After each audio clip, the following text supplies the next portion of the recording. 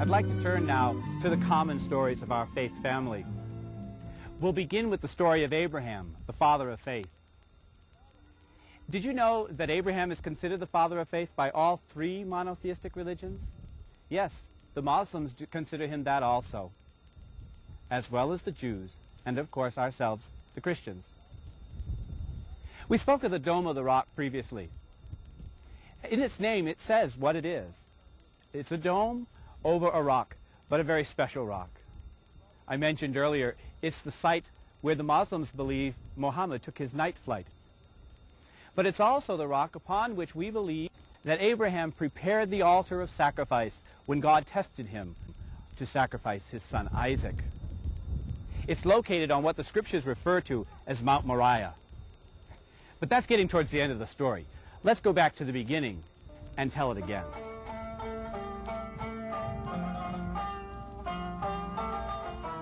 A long, long time ago, there lived a man named Abram and his wife named Sarai. And they lived in a place called Ur, and they were fairly well off for those days. They had lots of servants and they had lots of flocks, and they believed in all the local gods that were around. Everyone had to believe in all the local gods. Well, one day Abram was, well, perhaps sitting out on a mountainside watching his flocks roam the fields.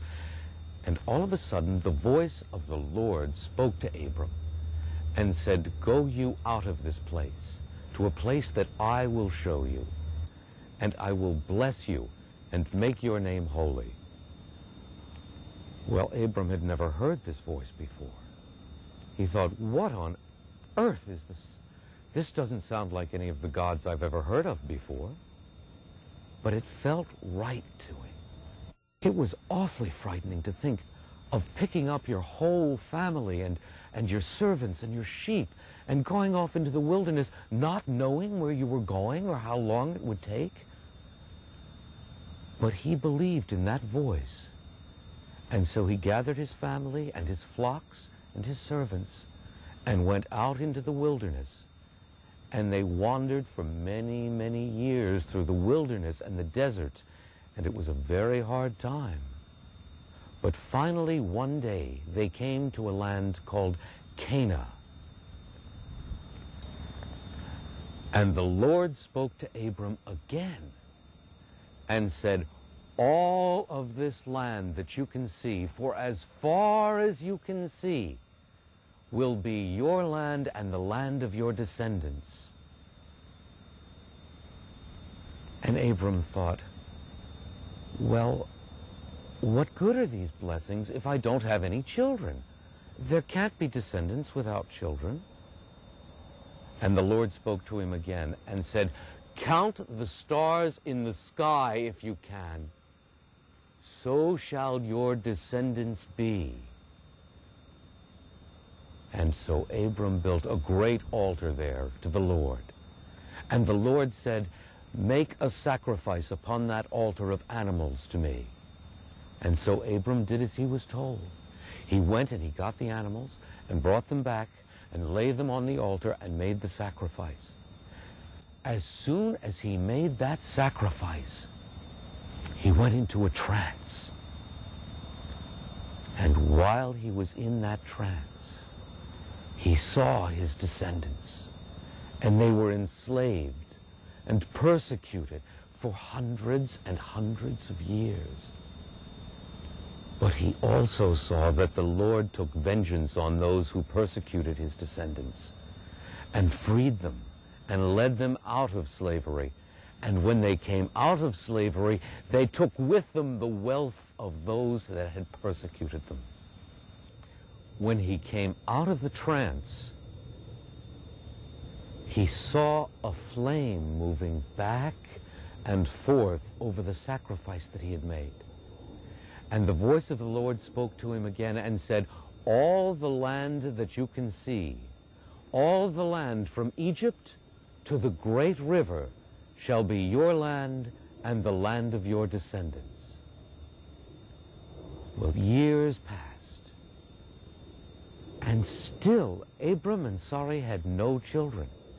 So they decided to take things into their own hands. And Sarai came to Abram and said, perhaps if you have a child by my handmaiden Hagar, perhaps that will fulfill the Lord's prophecy.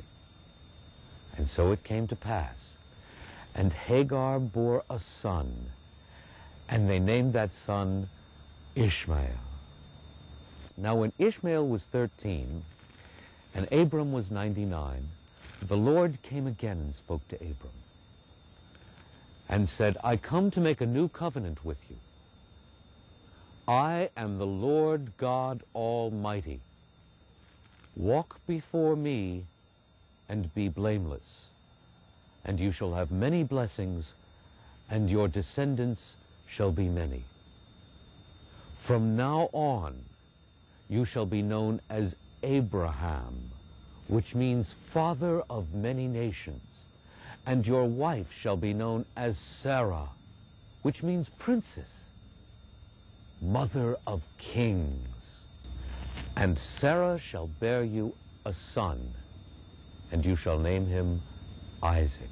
Now when Abram heard this, he laughed, and he said, but God, I am too old to have children, and surely my wife Sarah is much too old to have children. Now when Sarah heard this, she laughed too. And the Lord heard her and said, do you doubt the miracles the Lord God Almighty can do?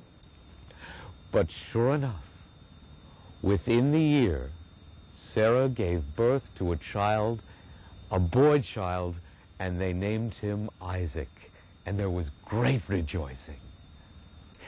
And do you know what Isaac means? It means God has smiled, laughter.